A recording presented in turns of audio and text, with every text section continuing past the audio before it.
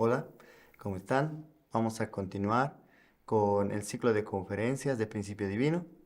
Ahora tenemos la conferencia de la providencia de la restauración centrada en Moisés. Como hemos visto anteriormente, Dios ha trabajado a través de las familias de Adán, Noé y Abraham para poder establecer un fundamento para poder recibir al Mesías. Ahora Dios va a extender este fundamento a través de la vida de Moisés. Pero antes de estudiar la vida de Moisés, debemos entender que a través del curso victorioso de Jacob, Dios estableció el modelo para la subyugación de Satanás. Entonces, vamos a leer que en la Biblia menciona Amós 3:7, no hará nada Jehová el Señor, sin que revele su secreto a sus siervos los profetas. Este versículo nos deja ver que Dios, a través del curso de vida de las figuras centrales, nos va mostrando el modelo para que nosotros mismos podamos vencer y subyugar a Satanás. Vamos a ver esto a través del curso de Jacob, cómo él pudo subyugar a Satanás cuando pudo tener victoria en el fundamento de substancia y pudo unirse con su hermano Esaú. De la misma forma, esto es un modelo, todo su curso, todos los símbolos y toda la simbología que está involucrada en el curso de Jacob es para poder establecer un modelo para, en un futuro, Moisés lograr la victoria, la subyugación de Satanás. Entonces, luego, la vida de Moisés se convierte en un modelo para la futura vida y las acciones de Jesús. Esto es entonces la forma en la que Dios ha ido llevando la providencia. Cuando vemos que en la Biblia Jesús menciona este pasaje bíblico de no hace nada el Hijo, sino lo que ve hacer el Padre, asimismo hace el Hijo, podemos entender que a través de cómo Dios ha trabajado con las figuras centrales es que Dios ha mostrado el camino para que Jesús pueda llevar su misión y pueda lograr la subyugación de Satanás. Entonces, entrando más a detalle, ¿por qué Dios tuvo que establecer el curso de Jacob y de Moisés como un modelo para Jesús? Es porque toda la humanidad, todos los hombres deben llegar a subyugar a Satanás. El propósito y el final de la providencia de la restauración se da cuando toda la humanidad logra subyugar a Satanás de forma natural, cumpliendo su parte de responsabilidad. Entonces, Satanás, que no se había ni siquiera sometido ante Dios, mucho menos iba a someterse frente al Hijo de Dios y, peor aún, contra toda la humanidad. Por lo tanto, Dios tenía que establecer un modelo victorioso y esto es lo que hizo a través de trabajar a través de la vida de Jacob en un nivel simbólico y a través de la vida de Moisés en un nivel en imagen, para que Jesús finalmente pueda establecer un curso substancial y así todos los seres humanos podamos lograr la victoria sobre Satanás. Entonces, ahora vamos a entrar a estudiar lo que es la providencia de la restauración centrada en Moisés. Como nosotros hemos visto, las diferentes figuras centrales tienen que establecer un fundamento para recibir al Mesías. Primeramente se debe establecer un fundamento de fe. ¿Cómo se establece el fundamento de fe? Requerimos una figura central. En el curso de Moisés, la figura central que va a establecer este fundamento es precisamente Moisés. Moisés, en la posición de Dios ante el faraón, es quien va a establecer este fundamento de fe. Luego, el objeto condicional para poder establecer el fundamento de fe varía y es diferente a lo que nosotros habíamos visto anteriormente en los fundamentos de fe. Hasta ahora todos los fundamentos de fe han sido ofrendas materiales, han sido ofrendas naturales, lo que el hombre ha estado estableciendo como fundamento de fe. Pero a partir de Moisés se establece el fundamento de 40 días de separación de Satanás, centrado en las palabras de Dios. Esto nos muestra que a partir de Moisés inicia una nueva era en la que Dios puede dar palabra al hombre y el hombre puede, creyendo y practicando esta palabra, ser restaurado. Entonces, se inicia el fundamento de fe con la separación de Satanás centralizado en la palabra de Dios. Entonces, ya no es requerida la ofrenda simbólica de todas las cosas que se requería en la era anterior. Es por eso que estamos en una nueva era de la providencia. Finalmente, entonces, Dios tiene que establecer ese victorioso fundamento vertical de fe, centrado su fe en Dios. Esta es entonces una visión general de la providencia de la restauración centrada en Moisés. Primeramente, hemos establecido el fundamento de fe. Pero para poder establecer el fundamento de substancia, Dios requiere que la figura central establezca una providencia para la partida. Moisés tiene que guiar a todo un pueblo y el fundamento que se va a establecer ya no es solamente dentro de una familia, sino es a nivel nacional, para que todo el pueblo de Israel pueda reconocer que Moisés es su figura central, que Dios está trabajando a través de Moisés. Antes de realizar el fundamento de sustancia, Dios debe establecer una providencia para la partida. Debe establecerse una situación que permita que todos los israelitas puedan centrar su mirada en Moisés y reconocerlo como figura central. Esto es lo que nosotros llamamos la providencia para la partida. Esto entonces se da antes del fundamento de sustancia y permite que la figura central lleve a cabo o inicie el fundamento de sustancia. Ahora, hablando acerca del fundamento de sustancia, se requiere una figura central en la posición de Abel. Esta figura central en la posición de Abel es precisamente Moisés. Moisés, de la misma forma que Abel, está en la posición de padre frente al pueblo. Dios le dijo como un Dios frente al faraón, como un Dios frente a Israel. Pero al mismo tiempo Moisés está como un profeta que está abriendo el camino para las futuras acciones de Jesús. Por lo tanto, Moisés también se encuentra en la posición de hijo frente al pueblo. Se encuentra en la posición de Abel frente al pueblo. Entonces, Moisés ocupa la posición de figura central para el fundamento de substancia. Y de la misma forma que Abel, una vez que Moisés establece el fundamento de fe, se califica para ser la figura central del fundamento de substancia. A continuación, nosotros requerimos también la condición de indemnización para eliminar la naturaleza caída. Entonces, una vez realizada la providencia para la partida y que el pueblo de Israel pueda reconocer que Moisés es su figura central para poder realizar el fundamento de substancia, entonces se tiene que dar la condición de indemnización para eliminar la naturaleza caída. Los israelitas en la posición de Caín tienen que eliminar su naturaleza caída con Moisés en la posición de Abel. Esto se da a través de que los israelitas sigan a Moisés hasta llegar a la tierra prometida de Canaán. Si se hubiera establecido esta condición victoriosa centrada en Moisés, entonces podemos decir que se ha establecido con éxito la condición para eliminar la naturaleza caída. Entonces no basta solamente con inicialmente creer en Moisés a través de la providencia para la partida, sino el pueblo de Israel tiene que mantenerse unido a Moisés y junto con Moisés caminar hasta llegar a la tierra de Canaán y establecerse en la tierra de Canaán, construir un templo para poder recibir al Mesías. Este es el fundamento de substancia en el curso de Moisés. Entonces, cuando podemos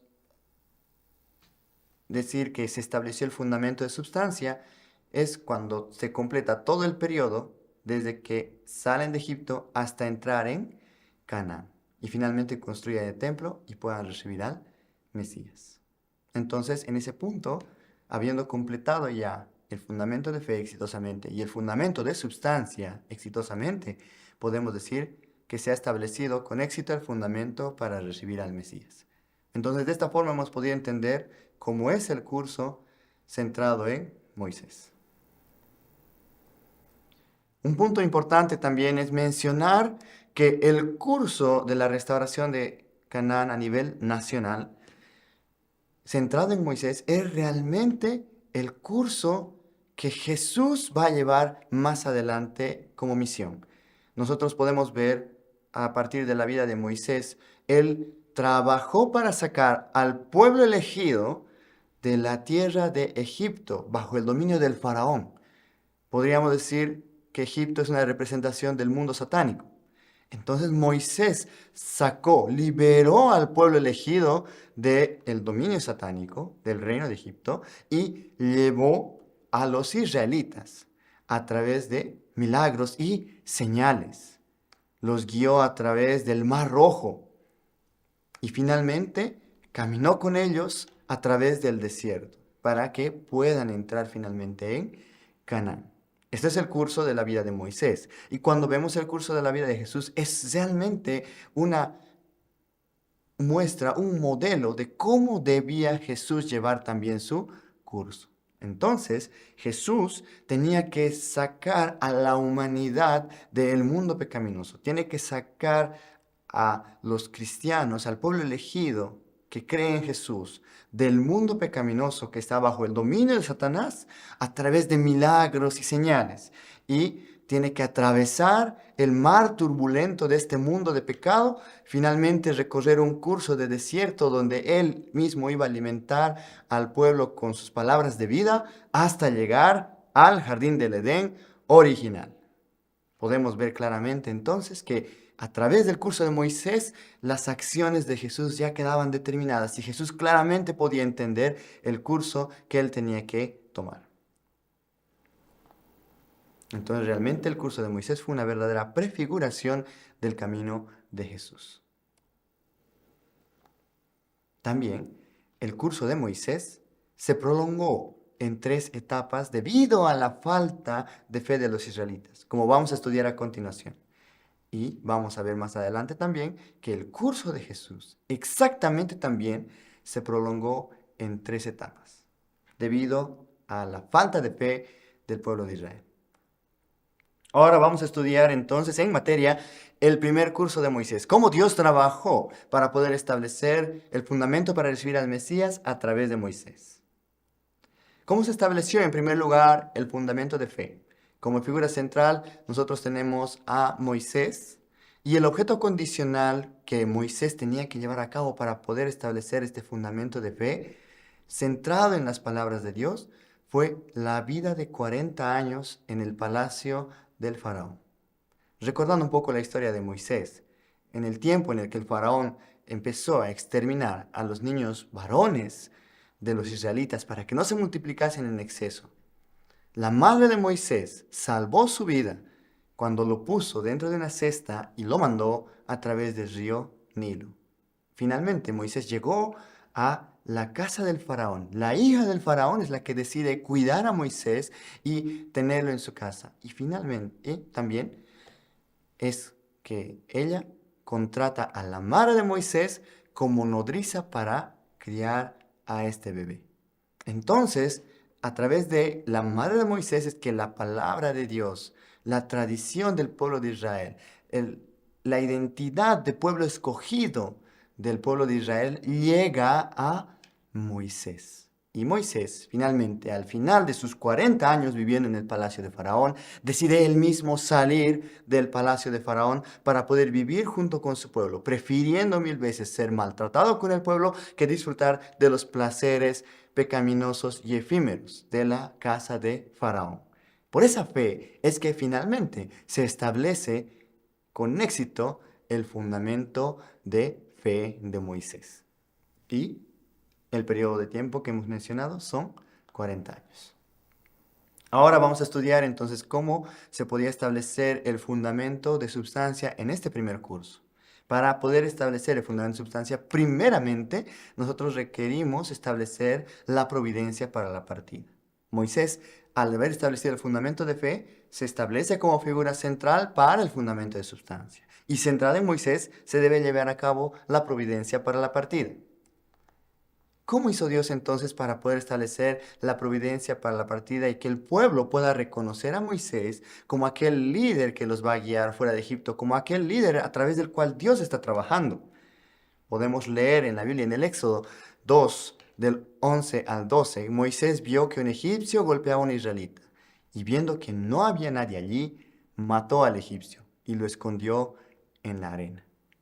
Esta acción de Moisés de matar al egipcio podía, por un lado, mostrar su fervoroso amor al pueblo elegido, que por amor al pueblo elegido, él hizo esta acción.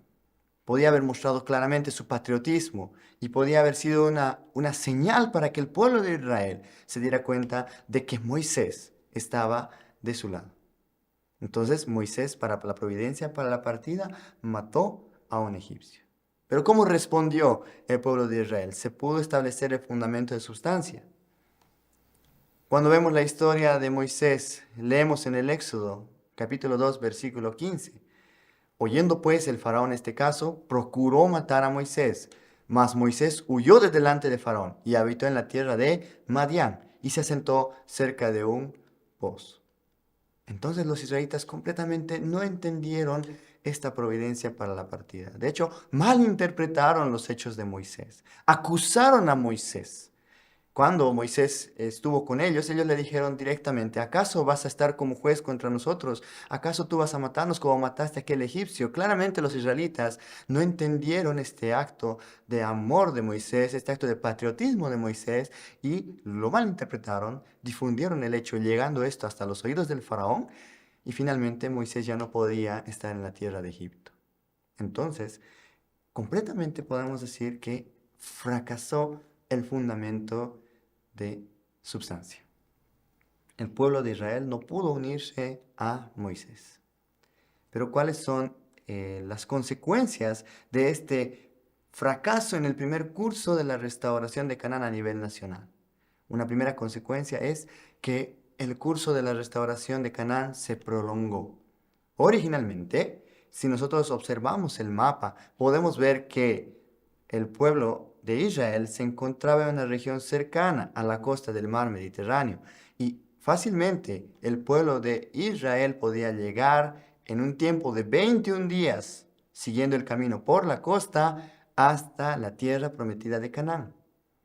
Originalmente el curso que Dios planeaba y pensaba para el pueblo de Israel era un curso de solamente 21 días. Como podemos nosotros leer en el Éxodo 13:17, y luego que Faraón dejó ir al pueblo, Dios no los llevó por el camino de la tierra de los filisteos, que estaba cerca. Porque dijo Dios, para que no se arrepiente el pueblo cuando vea la guerra y se vuelva a Egipto. Podemos entender que Dios, previendo la incredulidad, la falta de fe de los israelitas, tuvo que evitar el primer camino de 21 días y llevar al pueblo por un camino más largo que le tomaría en total 21 meses. Entonces, esta es una consecuencia del fallo en el fundamento de sustancia, del fracaso del primer curso de la restauración de Canaán a nivel nacional. Entonces, si los israelitas se hubieran conmovido por el patriotismo de Moisés, si hubieran aceptado y se hubieran unido a Moisés, ellos hubieran entrado a Canaán rápidamente, en un curso de 21 días de caminata. Rápidamente, sin mucho sufrimiento, y podían haber establecido exitosamente el fundamento de substancia. Este curso se ve anulado debido a la falta de fe de los israelitas.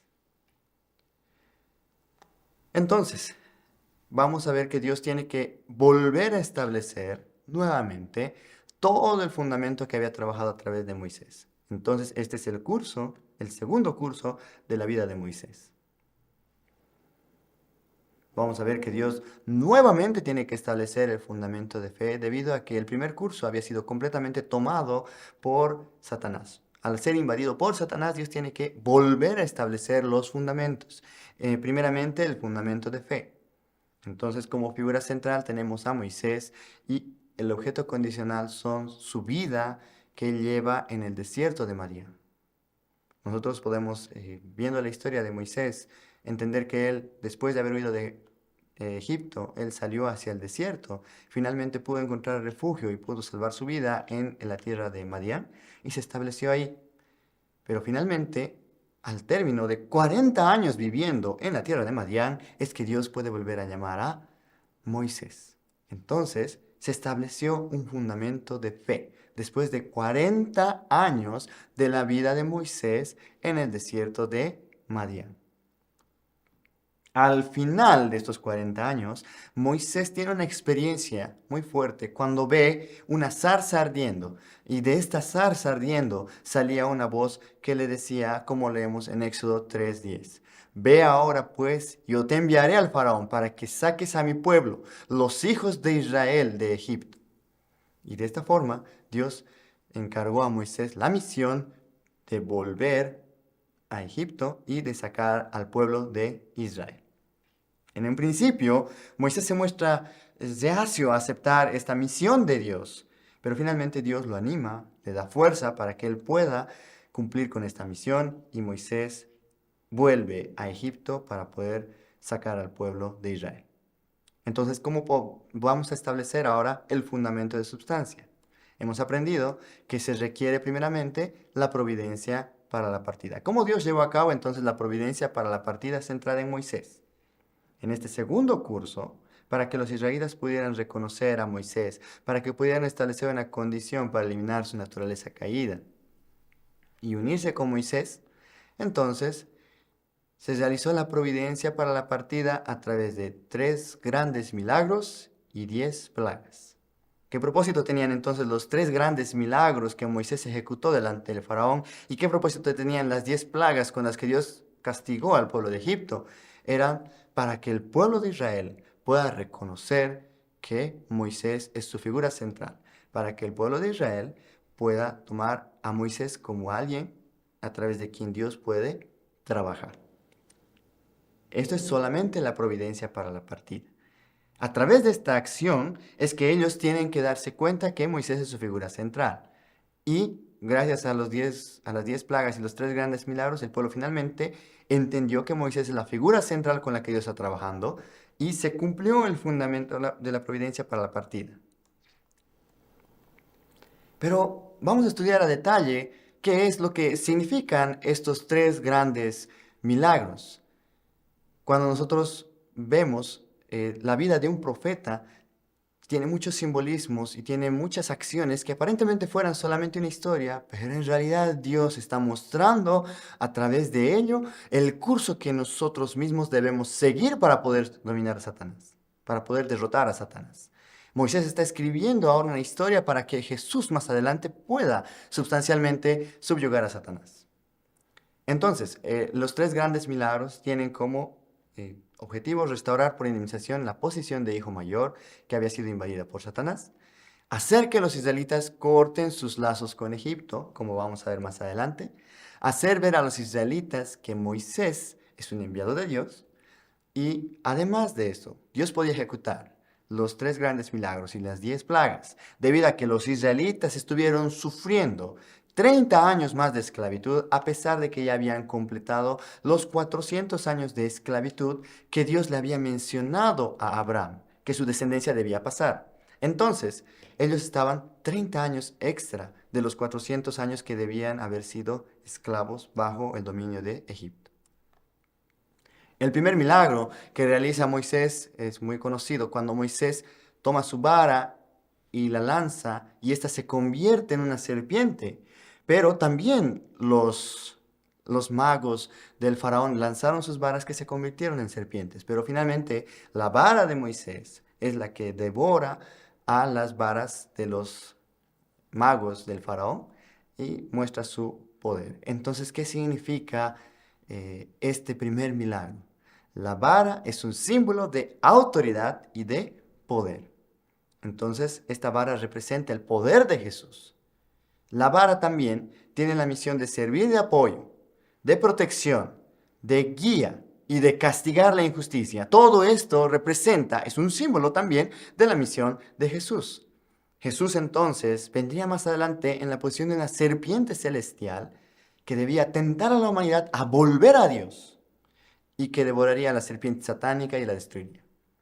Entonces, Jesús vendría más adelante como el Salvador y destruiría este mundo satánico. Esto es lo que nos está mostrando Dios a través de realizar el primer milagro a través de Moisés.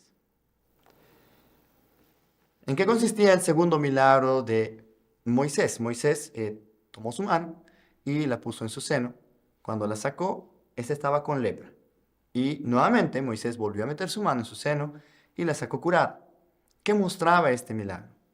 Cuando nosotros vemos que Moisés metió su mano dentro de su seno y esta mano salió leprosa, entonces su mano está sin posibilidad de salvarse.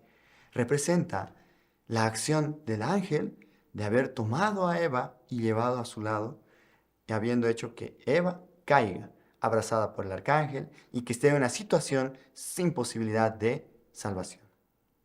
Pero cuando Moisés volvió a meter su mano y la sacó, sacándola curada, mostraba que el ser humano caído, que estaba sin posibilidad de salvación, puede ser salvo cuando es abrazado por Jesús y el Espíritu Santo.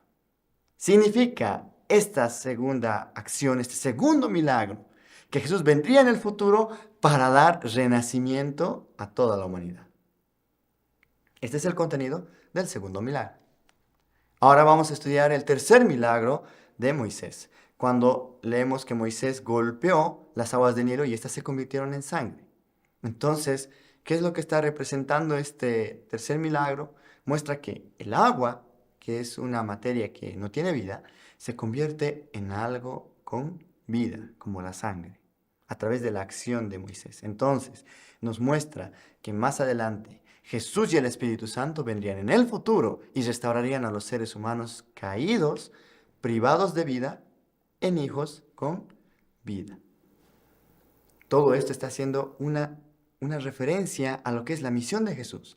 En conjunto, los tres grandes milagros están mostrando el curso que Jesús más adelante debe de seguir y también se está restaurando el fundamento de cuatro posiciones original que debía haber sido establecido a través de la familia de Adán, ahora centrado en Jesús y el Espíritu Santo. También vamos a ver el significado de las 10 plagas. Están aquí enumeradas, no vamos a entrar en detalle, pero vamos a mencionar cuál es su propósito y cuál es su significado. Las 10 plagas se ejecutaron en paralelo con la historia de Jacob. Nosotros podemos recordar que el tío de Jacob, el tío Labán, había engañado a Jacob 10 veces negándole su debido salario. Entonces, nosotros vemos que después de cada plaga que Dios estaba ejecutando, entonces era el faraón se ponía más duro con los israelitas y los sometía a una presión mayor. Primeramente, él prometía liberarlos, pero era un engaño. Y luego los sometía a una esclavitud mayor que la debida. El faraón en total engañó 10 veces al pueblo de Israel, no cumpliendo su promesa de liberarlos. Entonces, Dios salvó a los israelitas de la tierra de Egipto realizando estas 10 plagas a través de Moisés y mostraba que en un futuro Jesús salvaría al pueblo elegido de Dios a través de milagros y señales. Pero hay un punto muy importante también que tenemos que entender. ¿Por qué Dios, cada vez que mandaba una plaga, endurecía el corazón del faraón? Dios mismo endurecía el corazón del faraón. Primero, para mostrar al pueblo que Dios era el Dios de los israelitas a través de manifestar su poder ante el faraón y los israelitas ejecutando las 10 plagas. También para hacer que el faraón dejase su apego por los israelitas, incluso después de que saliesen de Egipto. Y un punto muy importante, para ayudar a los israelitas a cortar sus lazos con Egipto, causándoles un sentimiento de hostilidad hacia el faraón. Viendo cómo el faraón se comportaba cada vez que ocurría un milagro, él ponía más opresión sobre el pueblo de Israel, ellos empezaron a tener un sentimiento de hostilidad, de querer rechazar al faraón, de querer separarse del faraón. Con esa intención es que Dios tuvo que endurecer el corazón del faraón después de cada plaga. Finalmente, ocurre la 10ª plaga, que es la muerte de los primogénitos del ganado, pero también la muerte de los primogénitos de los egipcios. Y esta plaga impactó muy fuerte en el faraón, que finalmente cedió ante el pedido de Moisés. Entonces, Moisés en esta situación aprovechó para poder pedir de esta manera: no nos conviene hacer esto, porque sacrificaríamos a los egipcios ofrendas abominables al Señor nuestro Dios. Si sacrificamos ofrendas abominables a los egipcios delante de sus ojos, ¿no nos apedrearán? Debemos ir 3 días de viaje al desierto para ofrecer sacrificios al Señor nuestro Dios, como Él nos manda. Entonces, Moisés no estaba pidiendo directamente la liberación de su pueblo para llevarla a Canaán. Él pidió un permiso para hacer una ofrenda. Y una vez que se ejecutó la 10ª plaga y el faraón cedió ante el deseo de Moisés, él le dijo: vamos a caminar 3 días en el desierto para hacer una ofrenda para nuestro Dios, porque esto sería abominable ante los ojos de los egipcios. Y de esa forma, Moisés, mintiendo al faraón, es que pudo sacar al pueblo de Israel. No tenía la intención de volver. Era solamente una excusa para poder sacar al pueblo de Israel de Egipto. Podemos ver nosotros a través de la historia entonces, ellos salieron de Ramsés, de la ciudad de Ramsés, el 15 de enero con 600.000 personas, bueno, 600.000 hombres, sin contar mujeres y niños. Y fueron un curso de 3 días caminando hasta la tierra de Sucot. Esos 3 días tienen un significado muy importante. Cuando nosotros recordamos el curso de la familia de Abraham, los 3 días antes de que Abraham pueda sacrificar a Isaac, era un curso para poder separarse de Satanás. De la misma forma, en el tiempo de Jacob, los 3 días que él salió de la casa de su tío sin avisarle, era un tiempo de separación de Satanás. Ahora, en el tiempo de Moisés también se da el periodo de 3 días de separación de Satanás. Finalmente, los israelitas llegan a la tierra de Sucot, donde Dios, después de estos 3 días de separación de Satanás, puede guiarlos a través de una columna de nube durante el día y una columna de fuego durante la noche. ¿Y qué significaban estas dos columnas?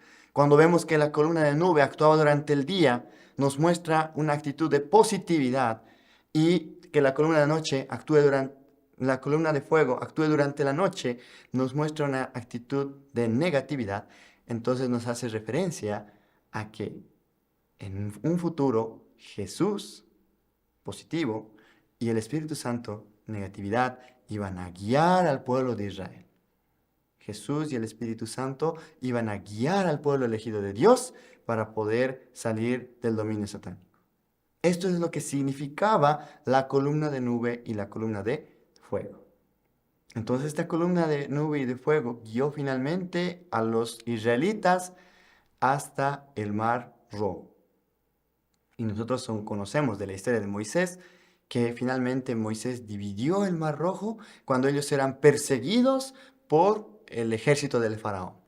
Entonces el pueblo de Israel logró cruzar a pie, a salvo, y pudieron llegar a la otra costa. Y en cambio, el ejército del faraón, al estar entrando al Mar Rojo dividido, finalmente fue eliminado, y fueron todos los carros de guerra y todos los soldados eliminados por el agua en el Mar Rojo.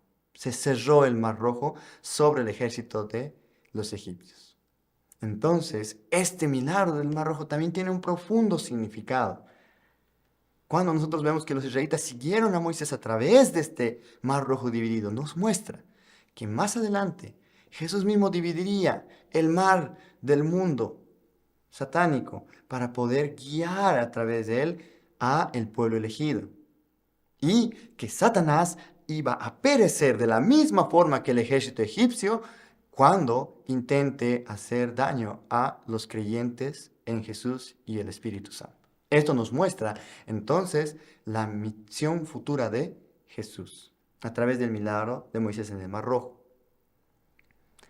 Pero también seguimos con ellos en el desierto, parten del Mar Rojo y llegan a una tierra llamada Mará, donde había unas aguas amargas que ellos no podían tomar.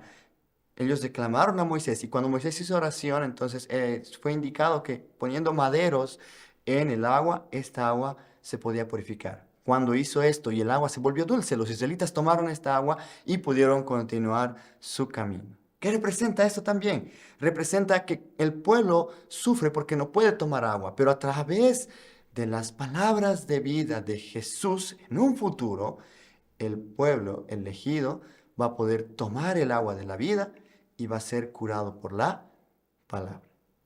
También vemos que ellos caminaron hasta la tierra de Elim, donde se encontraban 12 fuentes de agua y 70 palmeras donde pudieron también descansar. Esto mostraba más adelante que para la misión de Jesús iba a ser muy importante establecer 12 apóstoles y 70 discípulos para que la misión de Jesús pueda ser exitosa. Continuando en el camino, en el desierto de Sin, el pueblo reclamó por hambre a Moisés. Y Dios mandó para el pueblo de Israel maná y codornices. ¿Qué simbolizaba este maná y codornices? Cuando vemos las palabras de Jesús, podemos entender que significaban también la sangre y la carne de Jesús. Y finalmente, en la tierra de Refidim, el pueblo no tiene agua. Empieza a reclamar a Moisés. Incluso el pueblo tenía la intención de matar a Moisés. Entonces Dios le indica a Moisés que golpee la roca con su vara para poder dar agua al pueblo de Israel. ¿Qué representaba que Moisés golpeaba la roca con su vara? Representaba que Cristo en un futuro iba a dar el agua de vida a el pueblo elegido. Cuando nosotros recordamos el pasaje cuando Jesús habló con la mujer samaritana y le dijo, aquel que beba del agua que yo le dé no tendrá sed jamás, se refería a las palabras de Jesús. Por tanto, podemos entender esa simbología de la roca brotando agua como las palabras de Jesús. Y la vara como la autoridad y el poder de Jesús. Entonces, continuando con el curso de los israelitas, podemos leer en Éxodo 17:12 que los israelitas entraron a la tierra de Amalek y se enfrentaron con los amalecitas. Y la situación extraña era que cuando Moisés mantenía alzadas las manos, Israel podía prevalecer, Israel podía vencer. Pero cuando Moisés bajaba las manos, Israel empezaba a perder. Como Moisés no podía mantener todo el tiempo las manos levantadas, entonces Aarón y Hur tomaron una piedra, sentaron a Moisés y cada uno tomó un brazo de Moisés y lo mantuvo en alto hasta que terminó la batalla. Entonces, ¿qué significaba este acto milagroso en el futuro curso de Jesús? Cuando nosotros entendemos a Josué y los israelitas siguiendo a Moisés como una representación del pueblo elegido, como los santos que están siguiendo a Dios, entonces podemos darnos cuenta que los creyentes que sirviesen a la Trinidad de Jesús, Dios, Jesús y el Espíritu Santo, podrían herir y destruir a Satanás, que está representado por el pueblo de Amalek. Todo eso se muestra a través de esta simbología, siendo Aarón mostrando la posición de Jesús, Hur la posición del Espíritu Santo y Moisés en el centro mostrando la posición de Dios. Entonces, finalmente, después de este conflicto, después de esta lucha, es que ellos entran en el desierto de Sinaí y Moisés sube al monte de Sinaí para hacer un ayuno, recibir palabra de Dios, porque ahora va a iniciar la providencia para el tabernáculo. Dios está haciendo una providencia especial dentro del curso de Moisés. Vamos entonces a estudiar un poco acerca de lo que es la providencia central en el tabernáculo. Estamos todavía en el segundo curso de Moisés, estableciendo el fundamento de substancia, donde los israelitas tienen que mantenerse unidos a Moisés hasta llegar a la tierra de Canaán. Entonces, en este segundo curso, nosotros vemos que Dios establece el tabernáculo, que era un templo móvil, porque ellos no podían permanecer en un lugar por mucho tiempo. Entonces, una vez que ellos se movían a otro lugar, primeramente armaban este templo móvil, armaban el tabernáculo y ellos establecían su campamento alrededor. Pero ¿qué significaba este tabernáculo para el pueblo de Israel? ¿Y qué significa el símbolo del tabernáculo? Vamos a estudiar primeramente el significado de las tablas de piedra, el tabernáculo y el arca de la alianza. Moisés recibió las tablas de piedra en el monte Sinaí con la palabra de Dios escrita, los 10 mandamientos. Estas dos tablas representaban a Adán y Eva y también a Jesús y al Espíritu Santo, que son la palabra en sustancia.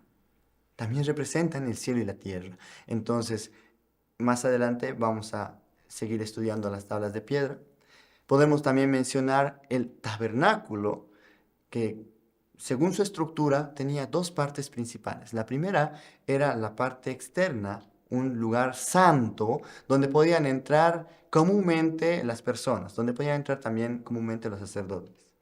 Pero había otro lugar, un segundo lugar, llamado el Santísimo, un lugar muy especial donde se encontraba el Arca de la Alianza, donde solo podía entrar el sumo sacerdote. Entonces, estos dos ámbitos del tabernáculo nos muestran simbólicamente a Jesús, siendo el lugar santo, el lugar externo, donde comúnmente podían entrar, una representación del cuerpo de Jesús, y siendo el Santísimo una representación del Espíritu de Jesús. Y finalmente, el Arca de la Alianza es un cuerpo condensado de todo el tabernáculo, ya que dentro de este arca de la alianza se encontraban las dos tablas de piedra, también se encontraba el maná representando el cuerpo de Jesús, la vara de Aarón representando la autoridad y el poder de Jesús, y la urna de oro que mostraba el poder de Dios. Entonces el arca de la alianza englobaba todo el significado del tabernáculo. Ese es el significado de los tres grandes dones que Dios le dio a los israelitas: las tablas de piedra, el tabernáculo y el arca de la alianza. El arca de la alianza tiene en su parte superior dos querubines que en medio de ellos Dios podía hablar al pueblo de Israel. ¿Y qué significaba esto? Nos hace mención a aquel ángel que está protegiendo el camino al árbol de la vida que Adán no pudo alcanzar. Entonces ahora, cuando Jesús llega al pueblo de Israel, iba a poder recibir directamente palabras de Dios a través de Jesús. Iba a removerse esa protección del ángel y finalmente iba a poder el pueblo recibir directamente la palabra de Dios a través de Jesús. Todo esto nos está mostrando, todo este simbolismo, este significado nos muestra el curso futuro de Jesús. Finalmente, también podemos ver cuál es el propósito de Dios de darle al hombre estos tres grandes dones. ¿Por qué Dios le dio al hombre el tabernáculo? El tabernáculo es un objeto de fe incambiable y absoluto. Ya que el pueblo de Israel había mostrado que fácilmente perdía la fe, porque varias veces en el desierto ellos se quejaron con Moisés. Había también la posibilidad de que Moisés finalmente perdiera su fe. Entonces, para que Dios pueda volver a trabajar con el pueblo de Israel, requiere establecer un objeto de fe incambiable. Y este objeto de fe incambiable es precisamente el tabernáculo. Entonces, si una persona del pueblo podía mantenerse centrada en el tabernáculo, unida con el tabernáculo, exaltando la voluntad del tabernáculo, entonces Dios podía continuar la providencia centrada en esta persona que quedase. Con esa intención Dios le dio entonces al pueblo de Israel el tabernáculo. Pero para poder establecer el tabernáculo, podemos darnos cuenta y entender que el tabernáculo, siendo una representación del Mesías, del cuerpo y del Espíritu de Jesús, tener el tabernáculo representaba que el Mesías había llegado simbólicamente al pueblo de Israel.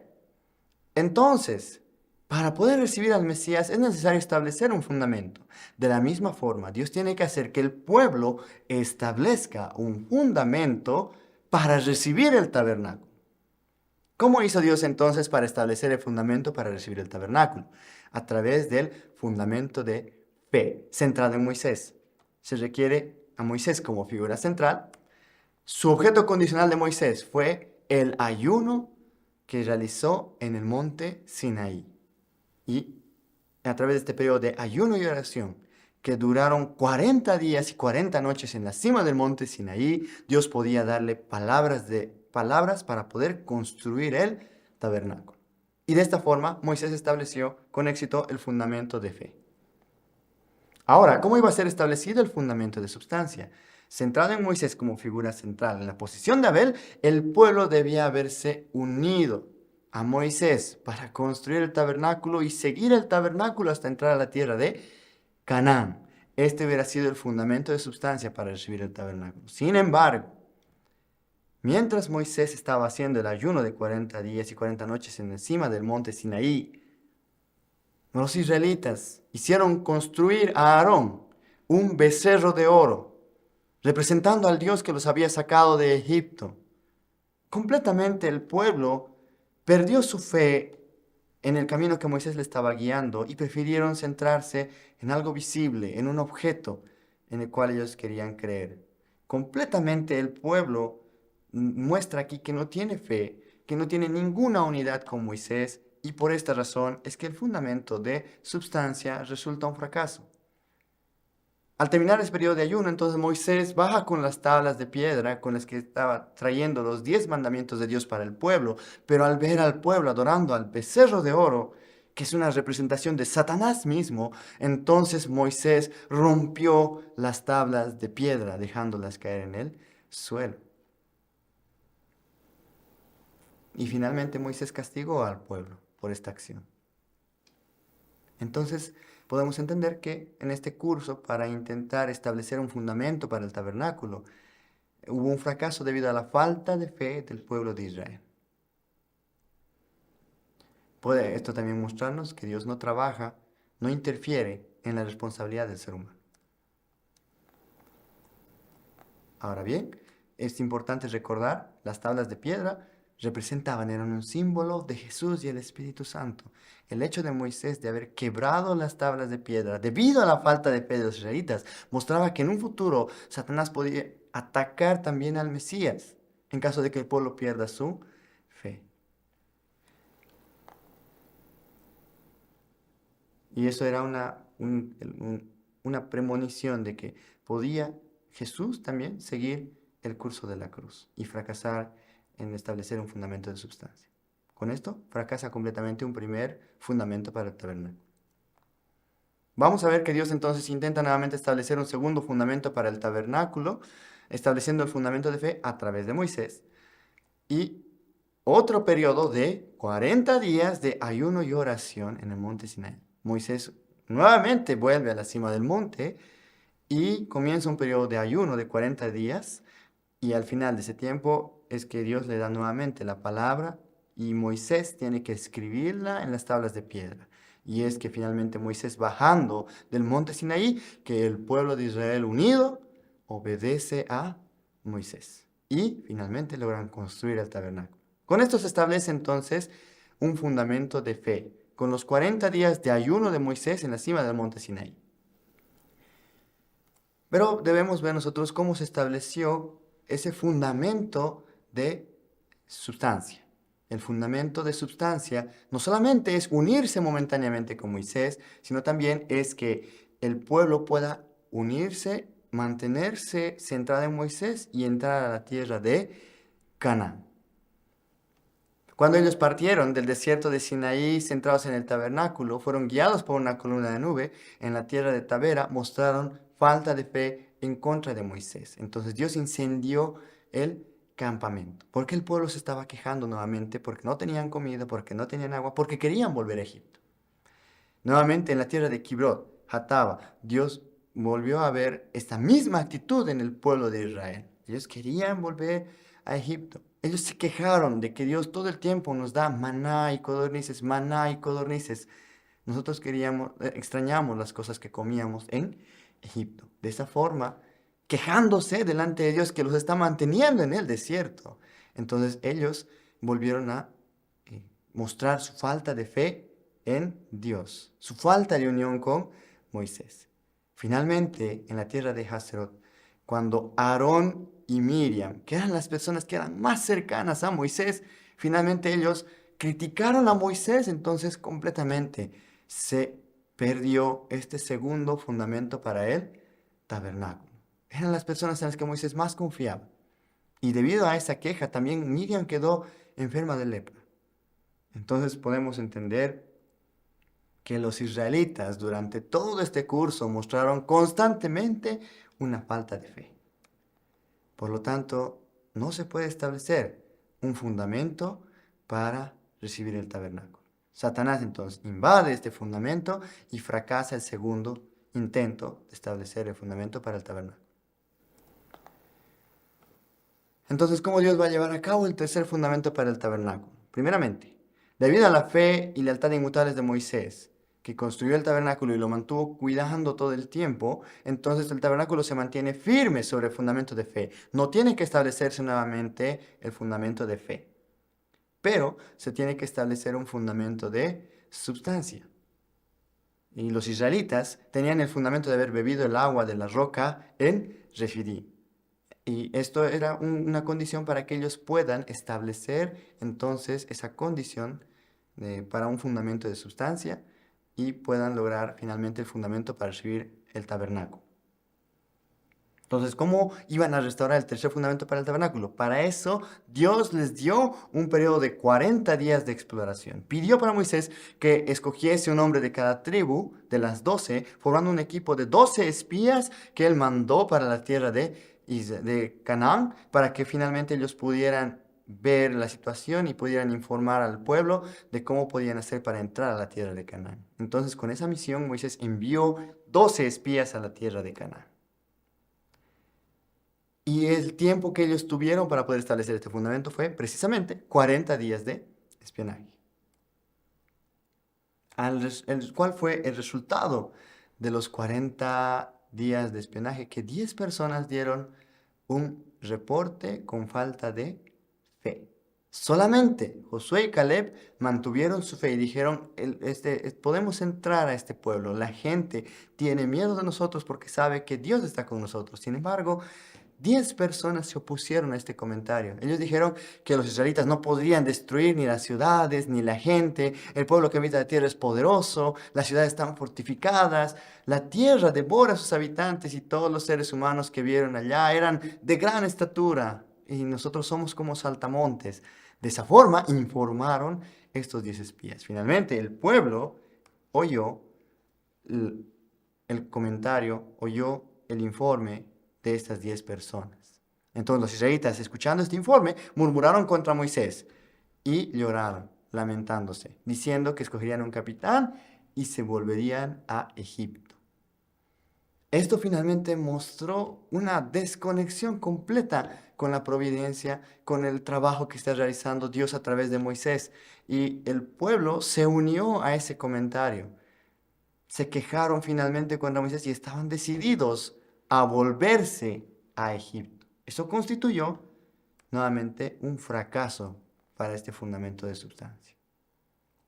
Cuando Josué y Caleb protestaron contra esas palabras de las 10 personas, dijeron que no debían rebelarse contra el Señor, debían atacar sin miedo al pueblo que habitaba esa tierra. El Señor estaba con los israelitas y los cananeos serían su presa, ya que se les había sido retirada toda protección.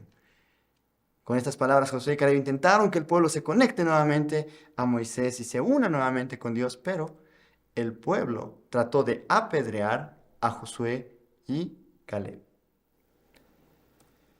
Con todo esto, entonces, podemos ver que el pueblo finalmente no se unió con Moisés, no se unió a la providencia y fracasó en establecer un fundamento de sustancia. Todas estas actitudes del pueblo hicieron notar que no se podía trabajar con ellos, no se podía establecer un fundamento victorioso de sustancia. Y es en ese punto cuando Dios dijo de esta manera delante del pueblo: ¿hasta cuándo me va a irritar este pueblo? ¿Hasta cuándo no me van a creer con todas las señales que he hecho en medio de ellos? Y podemos ver cómo es la sentencia de Dios. Vuestros pequeñuelos, de los que dijisteis que caerían en cautiverio, los introduciré, y conocerán la tierra que vosotros habéis despreciado. Vuestros cadáveres caerán en este desierto, y vuestros hijos serán nómadas 40 años en el desierto, cargando con vuestra infidelidad, hasta que no falte uno solo de sus cadáveres en el desierto. Según el número de días que empleaste para explorar el país, 40 días, cargaréis 40 años con vuestros pecados por el desierto, a razón de 1 año por cada día. Así sabréis lo que es apartarse de mí. De esta forma, Dios les dio un castigo al pueblo de Israel, haciéndolos vagar por el desierto durante 40 años, a razón de 1 año por cada día, que ellos fallaron en establecer la condición de 40 días de espionaje. Entonces, con todo esto y con estas palabras de Dios, finalmente se da por concluido y fracasó completamente el tercer fundamento para establecer el tabernáculo. Y los 21 meses que debían ellos pasar en el desierto se convirtieron en 40 años. Pero también debemos recordar que nosotros estamos todavía en el segundo curso de Moisés para restaurar al pueblo de Canaán a nivel nacional. Dentro de este segundo curso de restauración, en el que se está estableciendo un fundamento de substancia, podemos ver que fracasó el primer fundamento para el tabernáculo. Luego fracasó el segundo fundamento para el tabernáculo. Fue invadido por Satanás. Y finalmente fracasa también el tercer fundamento para el tabernáculo. Con esto, finalmente, se da por concluido y también fracasa el segundo curso de la restauración de Canaán a nivel nacional. Entonces Dios tiene que volver a empezar y establecer todo el fundamento nuevamente para poder continuar la providencia. Entonces podemos entender que la providencia de Dios se prolongó hasta un tercer curso en la vida de Moisés debido a la falta de fe del pueblo de Israel. Dios no toca nuestra parte de responsabilidad. Dios no podía hacer que ellos se unan a Moisés. Él todo el tiempo hizo esfuerzos para poder mostrarles cuál era el camino correcto, pero ellos no fueron capaces de caminar debido a su falta de fe. Entonces, ¿cómo inició este tercer curso de restauración centrado en Moisés? Nuevamente, debemos establecer el fundamento de fe y la figura central para este fundamento es Moisés. Moisés exaltó el tabernáculo con completa fe y lealtad como un objeto condicional durante 40 años que vagaron en el desierto. De esta forma se estableció el fundamento de fe. Los 40 años en el desierto eran a causa del fracaso de los 40 días de espionaje en la tierra de Canaán. Entonces, vamos a ver ahora, una vez que se establece el fundamento de fe, cómo establecemos el fundamento de sustancia centrado en Moisés. ¿Cómo Dios podía haber hecho primeramente la providencia para la partida, centrada en la roca? En Números 28 podemos ver: para dar vida a los israelitas que caían en la incredulidad sin haber establecido un periodo aceptable de 40 años en el desierto, Dios ordenó a Moisés golpear la roca con su vara delante de la congregación de los israelitas para que tuvieran agua y bebieran. Esta situación está haciendo como providencia para la partida. Ya habiendo terminado los 40 años, ellos están volviendo a iniciar el curso en la tierra de Cádiz, y en ese lugar Dios le indica a Moisés que debía golpear la roca para poder darle agua al pueblo de Israel. Entonces, ¿cómo se dio esta providencia para la partida centralizada en la roca? Dios le indicó a Moisés que golpee una vez la roca para darle agua a los israelitas. Pero cuando vemos la historia de Moisés, en realidad Moisés golpeó 2 veces la roca, motivado por su enojo. Cuando Moisés iba a golpear la roca, el pueblo estaba constantemente quejándose delante de Moisés. Y debido a su ira, que no pudo controlar, él dio finalmente 2 golpes a la roca. Y por esta acción es que Dios finalmente no permite que Moisés entre a la tierra de Canaán. Ahora, ¿por qué es un crimen tan grande haber golpeado 2 veces la roca? Dios le dijo a Moisés: por no haberme honrado ante los hijos de Israel, haciendo como yo te ordené, no vas a guiar a esta asamblea a la tierra que yo les daré. Entonces, debe ser algo muy profundo el significado de esta acción. Vamos a estudiar por qué es un crimen haber golpeado 2 veces la roca. Nosotros podemos entender la roca como el origen, la raíz de las tablas de piedra. Las tablas de piedra representan al Mesías, representan a Jesús y al Espíritu Santo. Entonces, la roca representa a Cristo, al Adán perfeccionado. En la Biblia hay varios pasajes y versículos que mencionan que la roca era Cristo. Comparan a Jesús con una roca, una piedrecita blanca. Entonces podemos entender esta roca. Antes de golpear, esta roca que no podía dar agua representa al Adán caído. Con un golpe de Moisés, esta roca se volvió una roca que era capaz de dar agua de la vida. Esto representaba la presencia de Jesús. ¿Pero qué representaba entonces el segundo golpe de Moisés? Cuando Moisés golpeó por segunda vez la roca, motivado por su ira, por su naturaleza caída, representaba que en un futuro Satanás podía golpear directamente a Jesús si el pueblo israelita perdía la fe. No quiere decir que esto está asegurando que seguro en el futuro Satanás va a golpear a Jesús. Es algo condicional. Si el pueblo de Israel pierde su fe, entonces Satanás puede atacar directamente a Jesús. Esta condición entonces es algo muy profundo, que finalmente es una causa remota por la cual Jesús tuvo que ir por el camino de la cruz. Entonces, podemos entender que la providencia para la partida, centrado en Moisés, terminó en un fracaso. ¿Cómo vamos a continuar entonces con la providencia? ¿Cómo se pudo entonces continuar a partir de este punto? La actitud de Moisés fue una actitud que mostraba la posición de Satanás. Realmente era una condición que permitía que Satanás pudiera atacar directamente a Jesús, si es que los israelitas caían en la infidelidad. Por esto es que podemos entender que Dios finalmente no permitió que Moisés llegara a la tierra de Canaán. Ahora, ¿cuáles son las consecuencias de esta acción? Vamos a estudiar qué es lo que pasó en la vida de Moisés y cuál es el paralelismo con la vida de Jesús. Como una acción externa, Moisés golpeó 2 veces la roca con rabia y Satanás pudo invadir su cuerpo físico, porque Moisés murió en el desierto.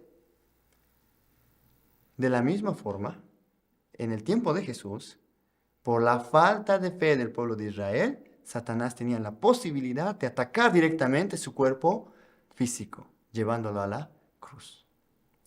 En la realidad interna, Moisés pudo dar de beber al pueblo, pudo dar agua con fe absoluta y se podía restaurar a Canaán espiritualmente. Es decir, el corazón de Moisés que servía a Dios internamente no cambió por esta actitud externa. Su actitud interna se mantuvo incambiable. Por eso pudo salir agua de la roca y se podía dar de beber a el pueblo. Esto representa en el tiempo de Jesús, de forma interna, a través de la resurrección de Jesús, se podía restaurar al pueblo elegido espiritualmente, como hemos estudiado en anteriores conferencias. En Números 21, 5 y 6 también podemos leer: y el pueblo habló contra Dios y contra Moisés diciendo: ¿por qué nos sacaste de Egipto para morir en el desierto? No hay pan, no hay agua, odiamos esta comida miserable. Entonces el Señor envió serpientes venenosas que mordieron al pueblo y muchos murieron. Después de haber golpeado la roca 2 veces, esta situación se dio, esta historia de las serpientes de fuego, que mordían a los israelitas y causaban su muerte. Entonces, estas serpientes de fuego aparecieron debido a la falta de fe de los israelitas, representando que si el pueblo de Israel en un futuro tenía falta de fe, no podía creer en Jesús y Jesús tenía que morir en la cruz, entonces el pueblo iba a ser dejado en manos de Satanás. Toda la humanidad iba a caer en manos de Satanás. ¿Cómo hizo entonces Moisés en esta situación? Dios le indicó a Moisés que pusiera en su vara una serpiente de bronce. Y que todo aquel que mirara a la serpiente de bronce y que fuera mordido por otra serpiente sería salvo. No moriría si es que miraba a la serpiente de bronce. Y para nosotros es muy conocido cuando Jesús dice: de la misma forma que Moisés levantó a la serpiente en el desierto, así tiene que ser levantado el Hijo del Hombre. No es que Jesús tenía que venir a morir. Su misión no era venir a morir, sino que era debido a la falta de fe de los israelitas que se quejaron frente a Moisés y que no se unieron en el tiempo de Jesús, es que Jesús tenía que ir por el camino de la cruz. Y cualquiera que pudiera arrepentirse y creer en esa cruz, en Jesús, entonces podía ser salvo. Esto es lo que está mostrando. Esa consecuencia tuvo también el resultado de haber golpeado 2 veces la roca. Pero también tenemos otros paralelismos entre la vida de Moisés y de Jesús. Cuando Dios le dijo a Moisés que no iba a entrar a la tierra de Canaán.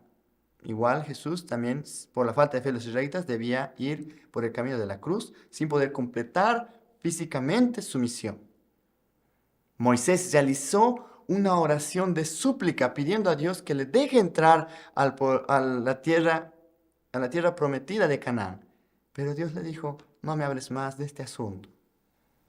Podemos entender el paralelismo con la oración de Jesús cuando Jesús pidió desesperadamente en el huerto de Getsemaní que el cáliz pasara de él. Pero no sea mi voluntad sino la tuya. Entonces hay un paralelismo profundo en la vida de Moisés y de Jesús. También Moisés murió viendo la tierra prometida delante de sus ojos. Esto también es referencia a la muerte de Jesús. Después de la muerte de Moisés, desapareció el cuerpo muerto. Es decir, hasta hoy en día nadie conoce el lugar donde ha sido enterrado Moisés. Es así como lo menciona la Biblia.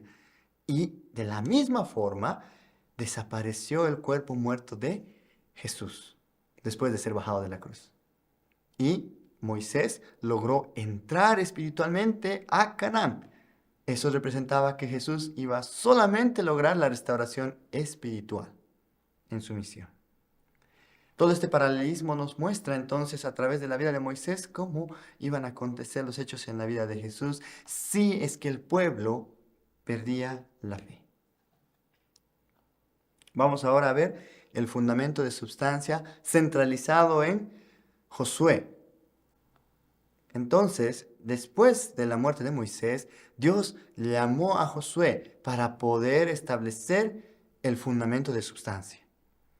Entonces, basados en el fundamento de fe que ya se estableció de Moisés durante 40 años, cuidando y exaltando el tabernáculo con fe y lealtad, entonces se tenía que establecer un fundamento de substancia. La providencia para la partida fueron que los israelitas se mantuvieron unidos a los 3 grandes dones y también la providencia centrada en la roca, como pudimos ver. Entonces, el fundamento de substancia era centrado en el tabernáculo. Como vimos en el curso, centralizado en Moisés, tuvo un fracaso, pero ahora tenía que ser centralizado en Josué.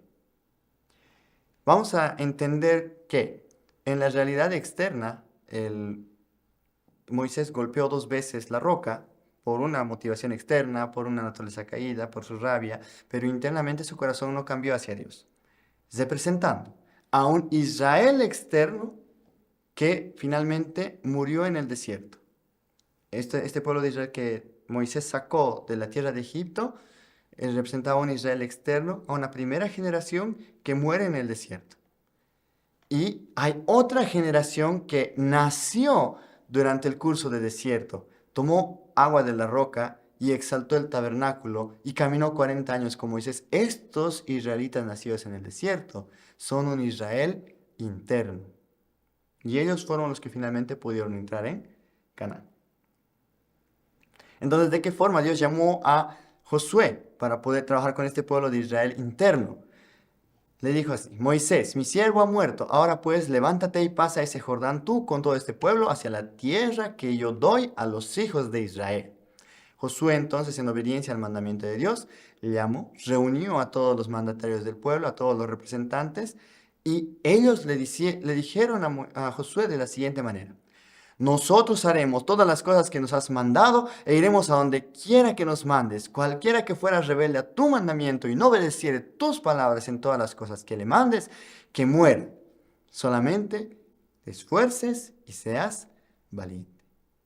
Esta actitud del pueblo mostraba una unión inicial con Josué. Entonces el pueblo estaba pudiendo restaurar lo que en un pasado los israelitas externos no pudieron hacer con Moisés. Entonces Dios puede trabajar y de esta forma, como estableció un fundamento de substancia, es centrado en este pueblo de los israelitas internos. Primeramente, Dios hizo un curso de 40 días de espionaje en Jericó. A las puertas de la tierra de Canaán, Dios le pidió a Moisés que escoja 2 personas del pueblo, representando a las 2 personas que dieron un informe bueno en el tiempo de Moisés, y las envíe a la tierra de Jericó para poder hacer un espionaje de la misma forma que las mandó en el tiempo de Moisés. ¿Y cómo reportaron estas 2 personas? Cierto que Yahvé ha puesto en nuestras manos toda la tierra, todos los habitantes del país tiemblan ya ante nosotros.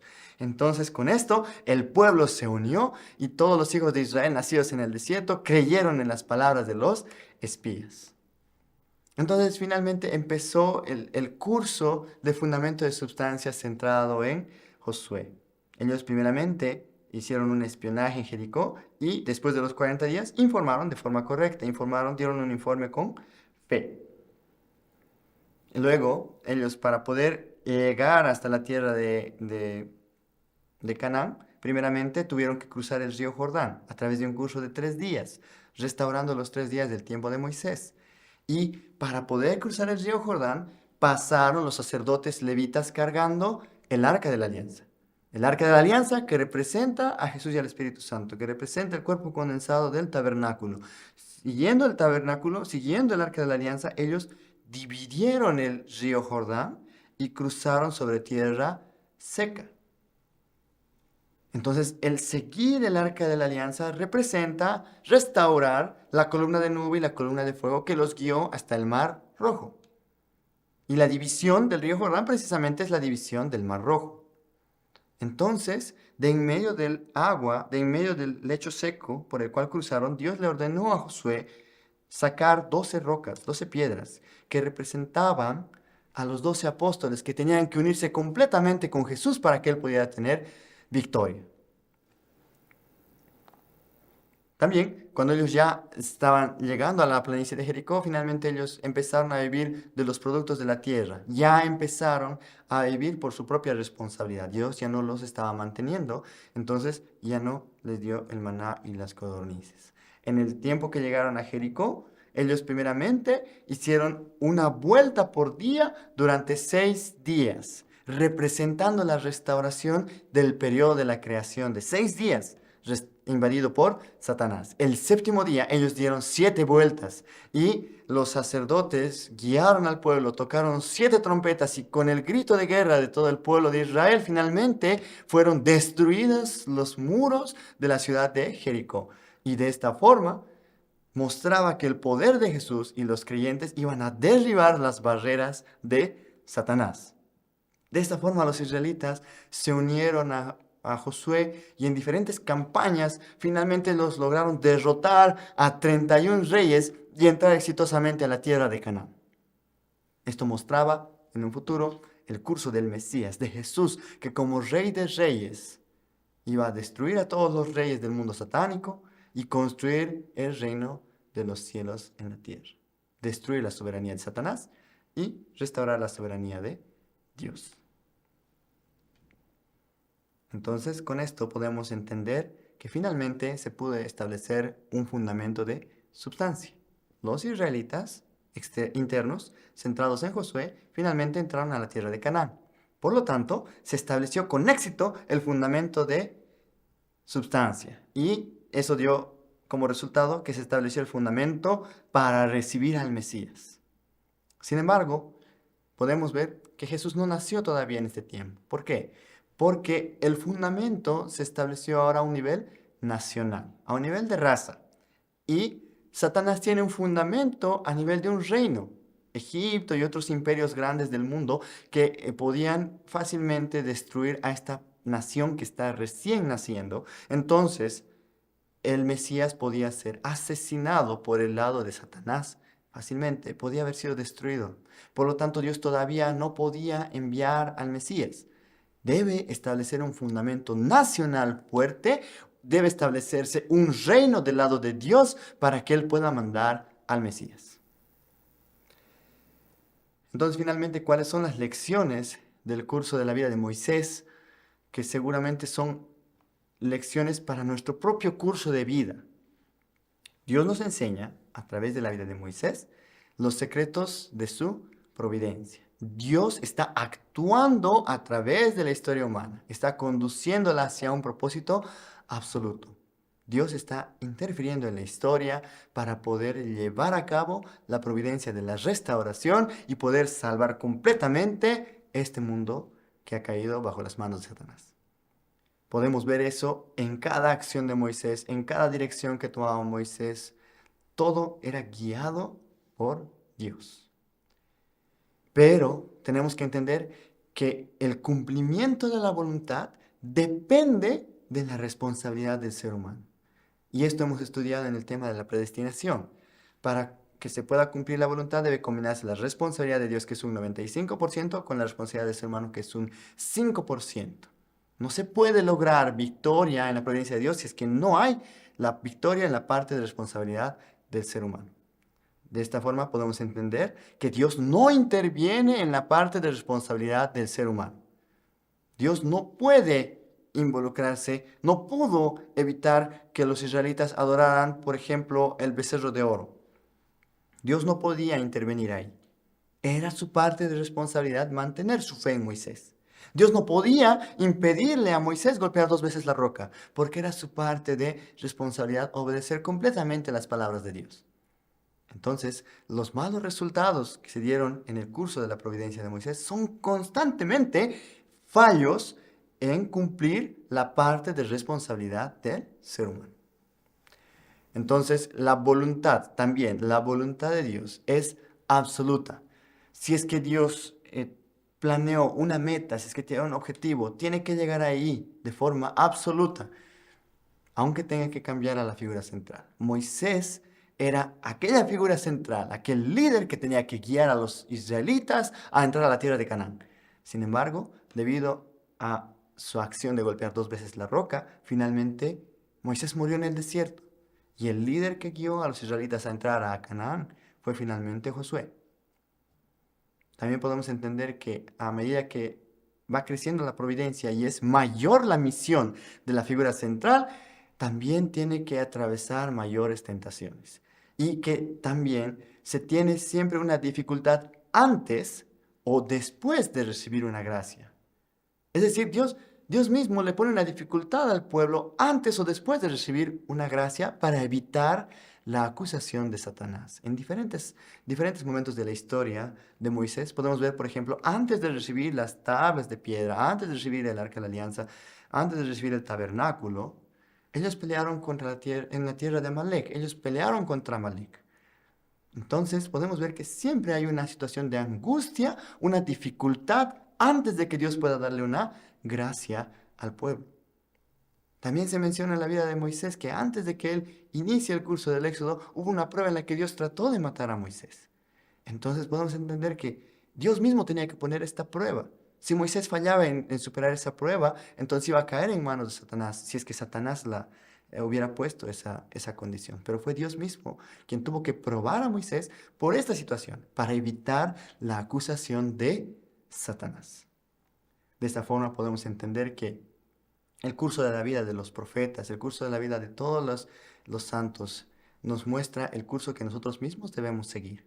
Y el curso que Moisés ha abierto, toda la vida de Moisés nos muestra un modelo exacto para poder entender ahora la vida de Jesús. Y es lo que nosotros debemos entender para poder llegar a ser una unidad con Jesús y para poder finalmente poder tener éxito en el cumplimiento de nuestra parte de responsabilidad y poder finalmente lograr cumplir con la voluntad de Dios.